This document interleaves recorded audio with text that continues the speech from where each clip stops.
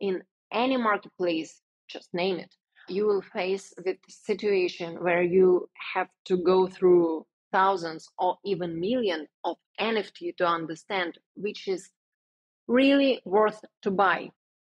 What kind of NFT has artistic value? So this is why we decided that we want to have IOGINALITY as a marketplace for professionals, which means only art galleries are allowed to mint NFTs at IOGINALITY.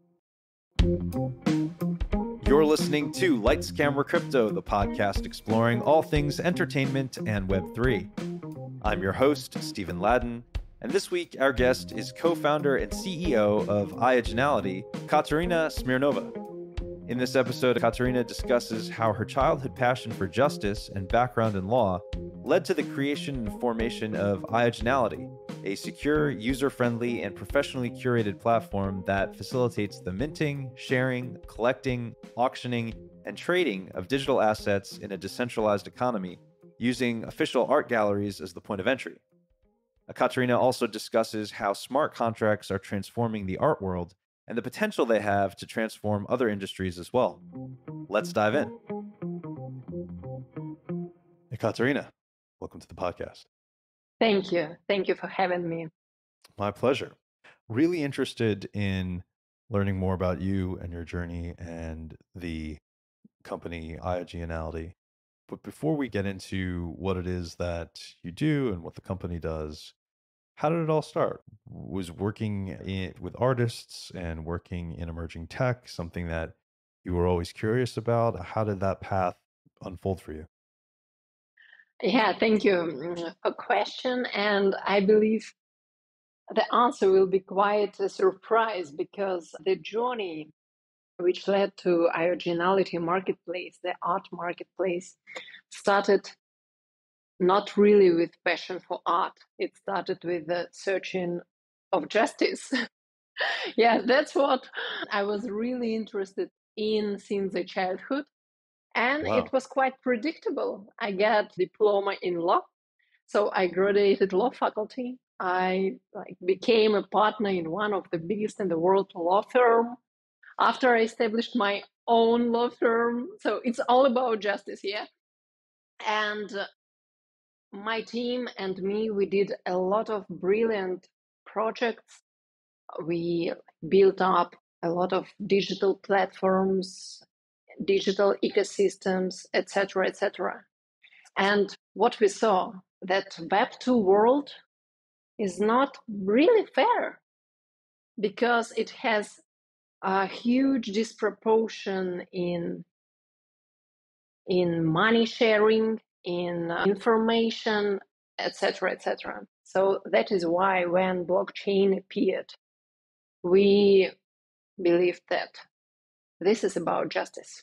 What was it about justice early on that attracted you to pursuing it? What was it that fueled you in a way? When you work in Web3 for long, you can see really this disproportion in every sphere which relates to Web2. And when blockchain appeared, I'm not a huge fan of idea of full decentralization. I don't really believe it is possible, but I believe that it is possible to the certain degree that you can, for example, really you can provide peer-to-peer transactions. You can provide accessible market for everyone. So this is about justice. This is about Web3. And blockchain is a very core of Web3, any Web3 solution, I believe.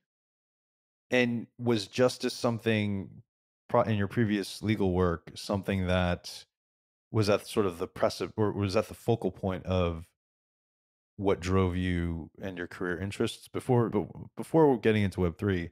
Was that sort of just built into the bedrock of what you wanted to pursue professionally? Yeah, absolutely. I've been practicing competition law.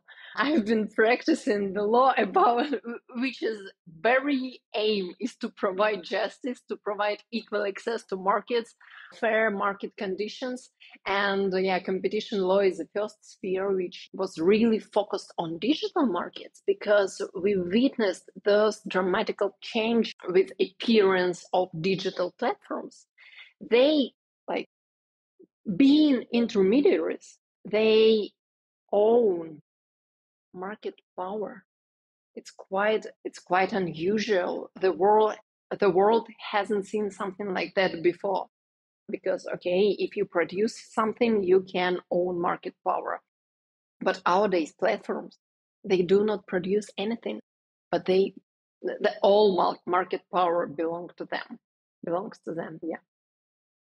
So it sounds like then the idea of evening the playing field has been something that you've been just attracted to helping companies achieve. And Yeah, absolutely. The main idea was to help company achieve market, to provide them with infrastructure which allows to make this leap of faith, to make this step into Web3, because we not simply understand, we know for sure it can be quite pricey to have a legal department which knows what kind of legal contracts are required. For example, if you want to sell some kind of work in the NFT format, we know for sure it also can be pricey to have a financial director which knows how to deal with cryptocurrencies, etc., etc. So we decided to create this infrastructure, to create a solution to allow emerging galleries to make this step into the Web3, to the better world. and what about Web3 got you excited about it as a as an ecosystem that could help launch functionality? And how did you move from, or find the inspiration to move from Web 2 to Web 3? Yeah, first of all, functionality is about digital art. But also, IOGINALITY has potential to be an infrastructure for every market with a unique item. So it means that transparency is really important for those markets. You, as a buyer, needs to see the history of your item, to whom it belonged before, when it was produced. You need to verify the authenticity of the. So that is why blockchain is a quite obvious, I would say, it's number one solution when you want to verify the authenticity. This is number one. The second thing is, I would say, KYC, KYB procedures. It is not very common for the market at the moment, but in IOGINALITY, we incorporated KYC procedures as obligatory step to be the part of the marketplace, because we believe that, cryptocurrency can help to avoid all extra bank fees, for example. But it has to be very transparent, it has to be legal in order to become a solution of the new world. It's easy to do with Web3 as well. Mainly based on this, we decided that Web3 is a good solution to provide equal access to the market, to provide fair conditions. So it sounds like the transparency element, which perhaps was lacking in Web 2, you found in Web 3, and was a driving force in the creation of IOGINALITY, and realizing that this was the best playground for it. Yeah, transparency is that's the main reason. So understanding that transparency would be the backdrop and the ethos, how did the company come to be? We've got a few main ideas which are the very core of IOGINALITY. First of all, we have to say we are not really traditional marketplace, since we allow to mint only professional market players, which are galleries. This is another problem with the blockchain, which we saw. Accessibility of blockchain devaluates core expertise For example, people who belong to blockchain often do not think about a required legal framework or financial side of deals, etc. And we can see this in art market as well. For example, in any marketplace, just name it, you will face the situation where you have to go through thousands or even millions of NFT to understand which is really worth to buy. What kind of NFT has artistic value? So this is why we decided that we want to have Originality as a marketplace for professionals, which means only art galleries are allowed to mint NFTs at Originality. And is the idea then that you're hoping to create a buffer, ideally, that if art galleries are minting, then there's some protocol in place that is what you're saying, ensuring that the artists and the people and the works that are coming in are authentic and Yeah, absolutely. That's a great question. Thank you. That's actually the pillar number 2, I would say. We understand that we allow galleries to mint. It dissolved the problem with defining what buyers can buy, can acquire on our marketplace, but it creates other problem because the income should be distributed between a few market players, between gallery and between artists for sure. And sometimes transactions involve art dealers or curators because they are really important players in traditional art market. And this is what we did at Originality. We specify the very special role for every market player, not only for galleries, not only for artists, but as well as art dealers and curators. And for example, when you sell NFT at our marketplace, you can distribute the income between all participants of the transaction, between all people who are involved. You define the proportion of the gallery, of the artist, or a few artists, of art curator, if he or she facilitated the transaction, and curator who promote the artist, for example. And our smart contract is built up that way that all of them receive income immediately at the very moment of the transaction. neat. So it's everybody gets paid without having to try to figure out, all right, now I have to take this check and send it, piece of it here, piece of it here, piece of it here. It all gets disseminated in real time. Yeah, absolutely. Very cool. And so if I'm an artist, though, it sounds like then I can't just upload my works onto the marketplace. I have to go through a gallery. So my barrier to entry is working with or being approved by a gallery that you guys work with, and then having that be, is that sort of the path, or can I independently put my works into the marketplace? Yeah, actually, there are 2 ways. First of all, if you're an artist, you can do it through the gallery. Yeah, this is how we verify the artistic value. This is our solution. We understand it's not the only one solution, but this is how we decided to do this. But other way is to establish your own gallery. So to be incorporated as a legal entity, and you can be listed at IOGINALITY as well. In terms of the projects that are listed, is there a theme or a specific type of project that best fits the marketplace for you guys, or is that completely open to whatever's being submitted from galleries, etc.?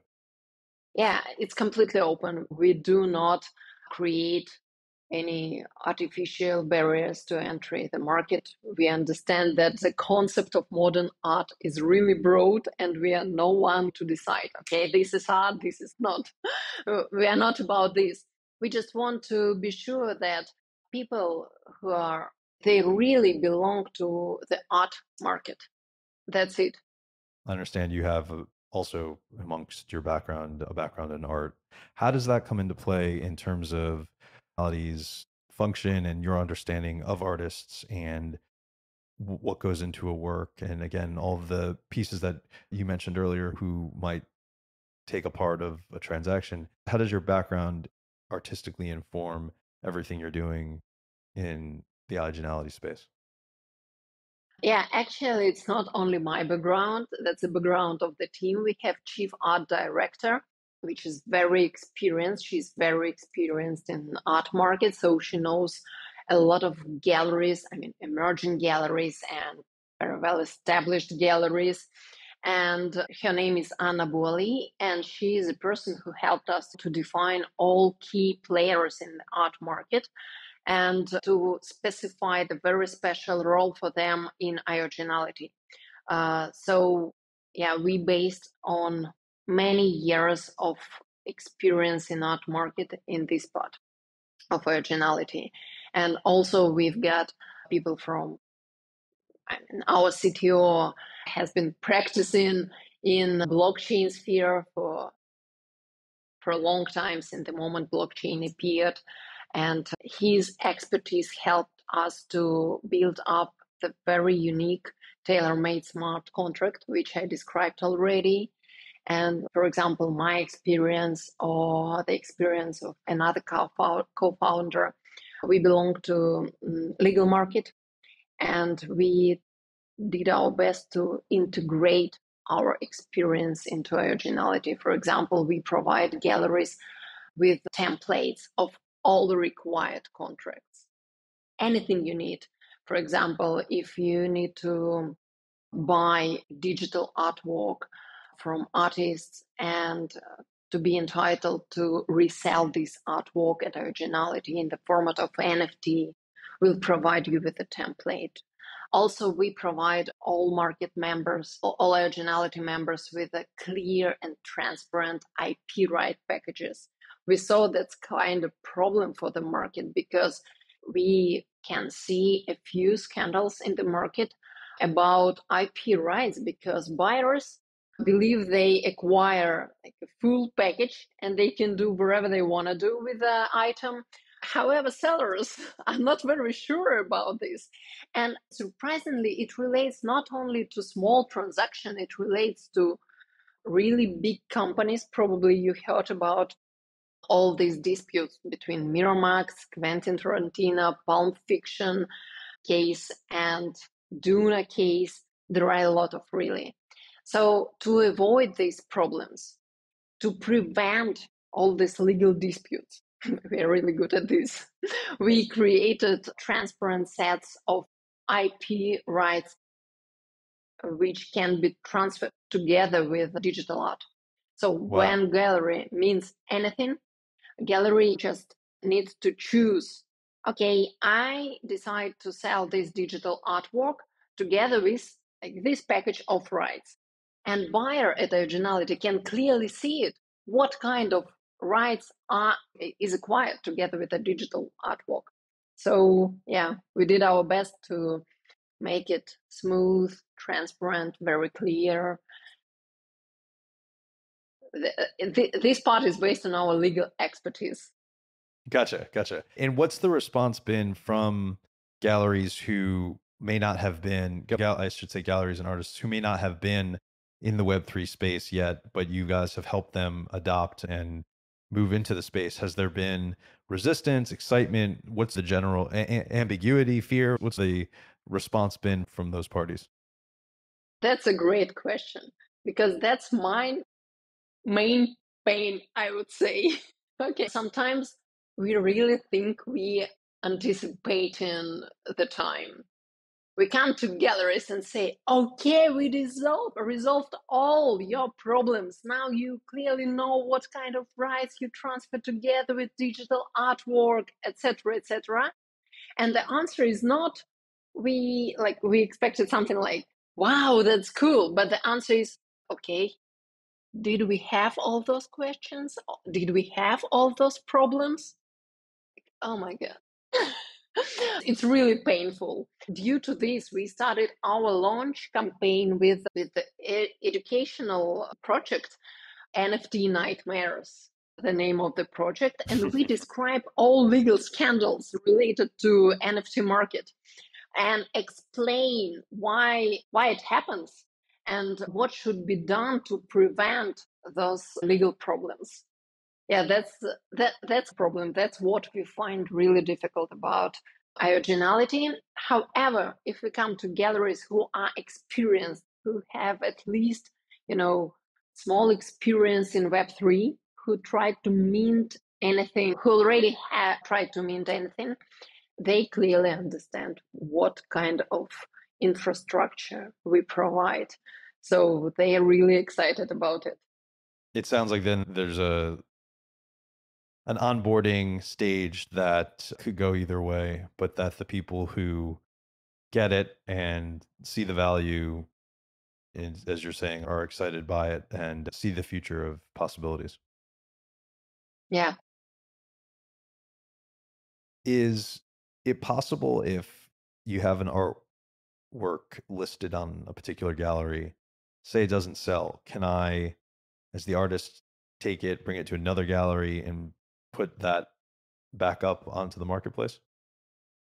You need to, first of all, you need to burn the token, the initial token. It cannot be just exist. The copy cannot just coexist. And you need, to enter the contract with a new gallery. Probably you need to change the contract with the first one. And you can do this. Oh, interesting. For example, you can invite art dealer to help you with the transaction, because art dealers are really important part of the traditional art market. They really help to facilitate transactions. They find collectors and they help galleries to find really brilliant artists.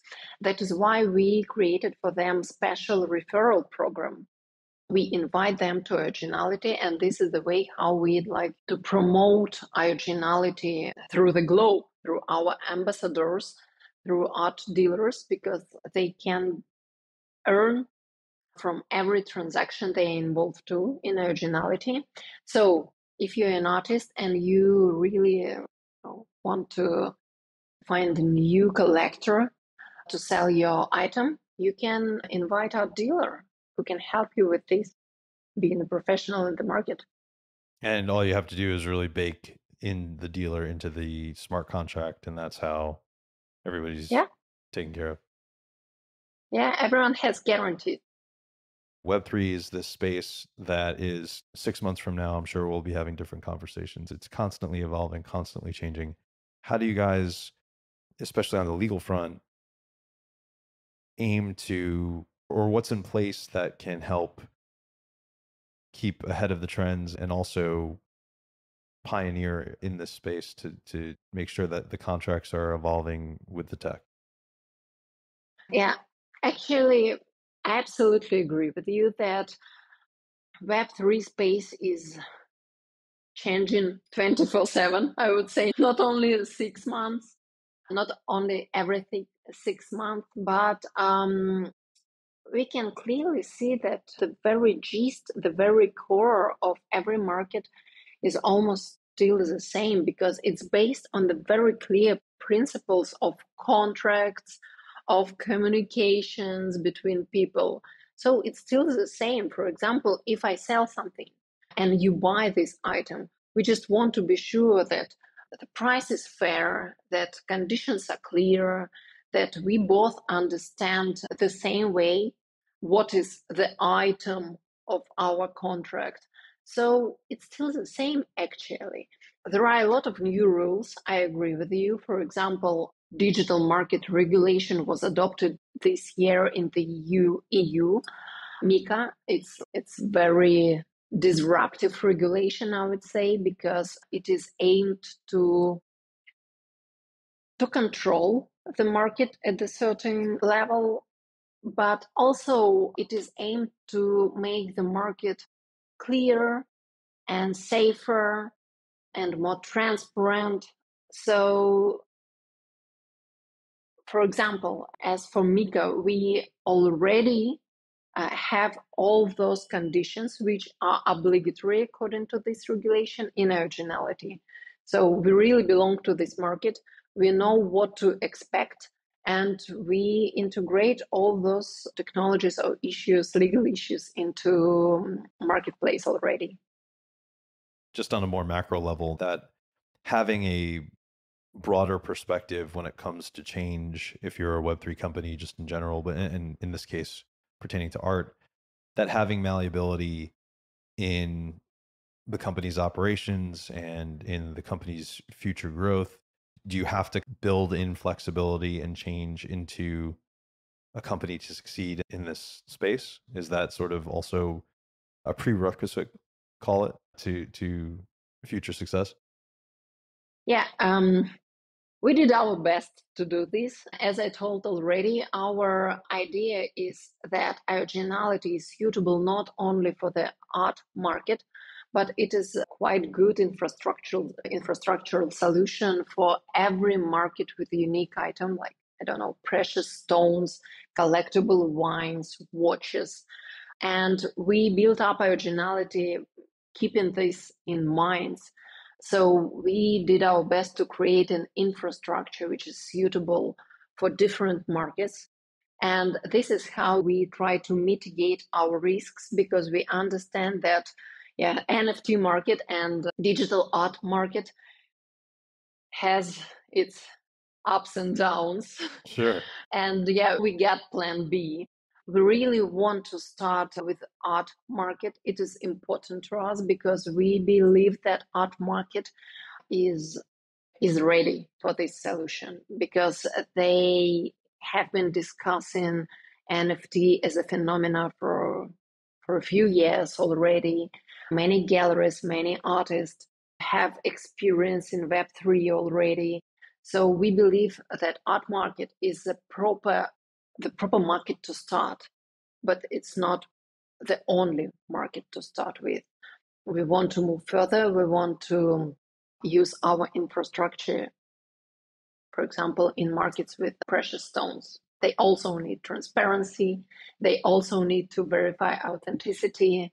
They also need to have clear legal framework. And here we are under their nose. With the ability, in the same way that art has perhaps a few, or can have a few different parties involved in a single transaction, same thing with stones as well. So it seems like that would also come into play. Do you foresee using the smart contract template that you guys have developed, something that you would apply to, say, traditional film and TV, music, licensing in that aspect? We haven't really thinking about this. Maybe it can be the next niche we occupy, but not for now, really, because licensing requires different terms. But yeah, that's also an option. Sure. You also have, if you think about, maybe not even for licensing, but if you have a traditional media contract, again, it just comes to mind the number of parties that might be involved, from, say, the artist to an agent or manager to the lawyer. All of those people get paid out, and maybe there's a way to make that a little more streamlined. Yeah, absolutely, absolutely. Because we really believe we, of course, before building up originality, we tested our hypothesis and we did a few NFT drops with beautiful artists. And what we saw is that, for example, when gallery or museum sells an NFT, the artist has to wait for his or her fair share for quite a long time, Right. because gallery museum first of all needs to accept crypto and after probably transfer to fiat money, and it takes a month, and after to get access to this money at its bank account and pay all transactional fees and costs, and like it takes a few months to get income. It's really unfair. So it's again the point where we started. It's about searching of justice. Are there currently plans, or perhaps future plans, to, and again, if this is already happening, forgive me, to perhaps launch a gallery in real life, and then if someone wanted to purchase the piece, it would be through the iOGINALITY marketplace?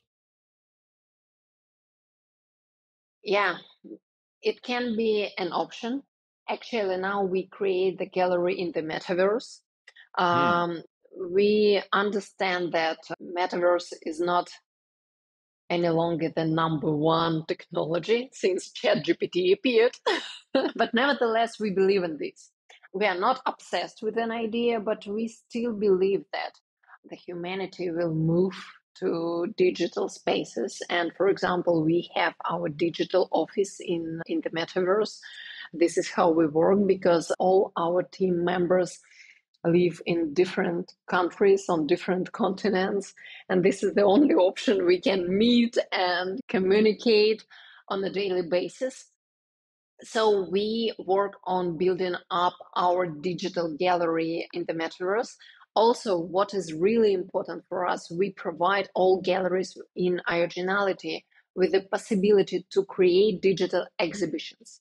So Hmm. it's not only about galleries page, it's about an exhibition. And you can create this exhibition using very familiar tools, familiar for galleries.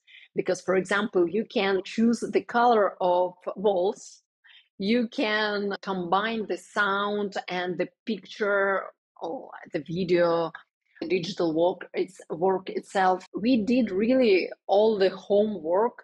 We took care of everything, I would say, in order to let galleries and artists and curators to do what they do best. And is there a specific metaverse that you guys have set up shop in, or is the metaverse element designed to be interoperable and across different ecosystems? As for originality, we decided not to go into immersive experience right now because it's still been honestly disappointing often, not because okay, it's not fault of metaverse. That's a fault of high expectations, I would say, because people watch too much movies and their expectations about metaverse is something really immersive when you can touch the art, etc., communicate with art. But we understand that technologies are not ready for this. First of all, headsets are not really available to enough amount of people. They are not very light, etc. So there are a lot of problems. There are a lot of work to be done in this field, and we do not belong to this market. So it's Sure. not a problem we can resolve. But what we did, just very, I believe, nice and convenient exhibition space at Originality. It doesn't require to wear a headset. You can just move from one digital item to another. You can listen to the sound which comes together with an art. So yeah, it's quite, I would say it's Web 2.5 solution. So it's your own metaverse. You're saying it's an iOGINALITY metaverse within. It's not a kind of metaverse. It's just ioginality.io, and you can see their exhibitions. It's not a metaverse. And when I described our meta office, it's not quality space. It's just another metaverse which exists already, and we just chosen them to establish our meta office there. Got it. So this sort of arm of iOGINALITY is an offering that can be provided to galleries if they wanted to pursue it, but it's not necessarily going into Sandbox and or Decentraland and having a gallery. It's through an extension of iOGINALITY and what you guys provide to galleries in this case. Yeah, absolutely, absolutely. We do not push galleries to join Sandbox or Roblox, as you said. Maybe it will be the next step, the collaboration with any metaverse space. I believe the market is not ready yet. Galleries are not ready for sure because that's a big thing to mint NFT for now. So metaverse can be too much. And also to be really attractive for collectors and customers, metaverse technologies need to be developed more, and headsets need to be, let's put it this way, headsets are not the part of our daily life yet. True. Do you think that at some point to wear one and then you come out of it, it seems right now more of a hassle to experience, like you have to dedicate your time to put one on and have that experience. To your point, it's not so immersed in a day to day to where it seems fluid. It actually, you're living a different existence when you have that headset on versus when you're on a call like this or participating in the real world. Long way of saying, do you think at some point the two worlds will be more integrated so that a headset doesn't seem like a headset as we know it today, and that it might be an experience like putting on sunglasses, and then that is still your bridge between the two worlds? I believe we'll see the gap between analog and digital world is disappearing. I really believe that we'll have soon, probably sooner than we expect, headsets which are light enough, which can be worn for more than 2 hours without headache, Yeah. and it will provide immersive experience. So it will be a revolution. I think so. I mean, um, of course, we still belong to analog world. That's, I hope we will. And the winners are those who can combine, who can unify advantages of both worlds, I would say, of digital world and analog world. And the same with technologies, for example. I believe that winners are those companies now which are integrating Web 2 technologies with Web 3 technologies. Mm. They are not opposite. They are not in opposition, I would say, any longer. Really, you need to build up the bridge between those two worlds. Right. Because essentially it's all the same world, just different layers. Yeah, absolutely. Absolutely. And I really don't like this artificial confrontation between Web 2 and Web 3. Oh, blockchain, we don't want to hear about it. Come on, guys. That's a part of the world that exists already. It changes minds, and you shouldn't just ignore this. And the same on the other side, like I told already, what we faced with when we came into Web 3, the devaluation of expertise. Yeah, blockchain is a cool idea. That's great technology. But it doesn't mean that you don't need contract, a lawyer, or transparent financial system any longer. You still need it. And which is interesting because perhaps an early draw to blockchain and crypto was the idea that it was, hey, you can circumnavigate those sort of pillars that are in traditional, we'll call, I mean, for just using art as the example, but obviously, as you mentioned, it's across multiple industries and facets. Initially, it seemed that people would purchase Bitcoin even to have no trace of their, or to use it as a means to have a low footprint, low profile footprint, we'll call it, in the same way that one might have used blockchain technology previously to not have to deal with contracts and to not have to deal with the pillars that you're talking about. But now it seems the tech has caught up to a new, what's a better way of saying this? An evolved way of executing what you were talking about in terms of contracts, for example. So it's no longer, hey, I'm using this technology to avoid having to deal with contracts, but rather, hey, I'm using this technology to make those contracts easier. Yeah, absolutely. And this is exactly what we can see in our daily life. When you go to the supermarket, you do not enter the contract, you do not sign anything. It's not obligatory because you just buy, don't know, just some nuts or whatever. And if, for example, you buy the piece of art, you would prefer to have a contract, don't you? Totally. The same here with blockchain. Yeah, it helps to it really facilitates deals, and it makes easier all money transaction transferring, etc. But sometimes it requires a contract, and it requires proper legal framework. So again, it is a mistake. I believe it is a mistake to think that proper legal or financial framework is opposition to blockchain. No, they can coexist. This is the solution. Right. And finding those intersections seems to be also the future, because it's not keeping the, as you mentioned, Web 2 and Web 3 separate entities, but rather figuring out, all right, where's the merger so that it's just paving the way to the future and we're not having these sort of separate conversations. It's just eventually perhaps all the future until the next thing evolves. Absolutely, absolutely.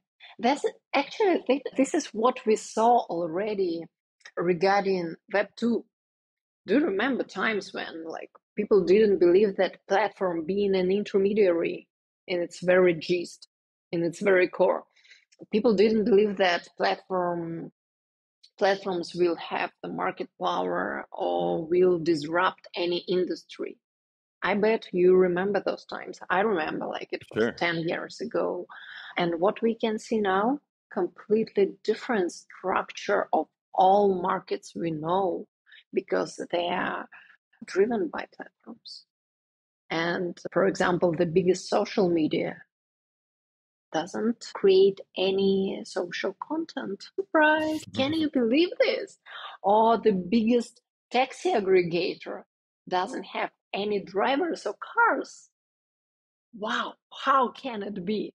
It cannot be true, people said 10 years ago, or like Sure. 15 years ago, maybe, not long time ago. And what we see now, it's completely different world. And I believe we'll witness the same changes related to Web3. So people who do not believe into Web3 and say, no, that's dead technology. So everyone is disappointed with the metaverse, with the blockchain, etc., etc. They will see different world in a few years, For I sure. think. For sure. And in terms of that different world, what do you have coming up with IOGINALITY that you're excited about that you can talk about in the coming months? And our focus in becoming month, I would say, is education. We need, as I told before, we quite anticipate in the time, and we need to explain why this infrastructure is required, why solutions we are providing with are necessary. So we'll focus on education, and thank you for having me today, because that's also a great chance to explain why our infrastructure is really necessary. And we'll probably arrange a few public talks. We'll continue developing our launch project, Originality Nightmares, NFT Nightmares. So this is the main focus now. We're doing our best to attract new galleries, new institutions, professional institutions to take the Web3 plunge. Awesome. And where can people go to learn more information, to interact with Originality, to take that plunge? How do folks get involved? Yeah, it's easy, just ioginality.io. You can go to our website, and yeah, you'll find the platform itself.